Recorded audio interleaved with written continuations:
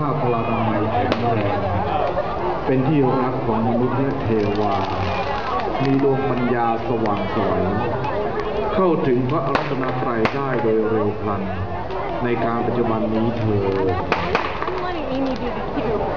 ถึงเวลายกใจของพวกเราให้เข้าสู่พระไตรแล้วเชิญประธานบุญพิธีและสาธุชนทุกท่านปล่อยกรมธรรมพร้อมกันณบัดนี้ปล่อยเลยเจ้า Let all your lanterns float into the sky and make a wish for your happiness and prosperous life.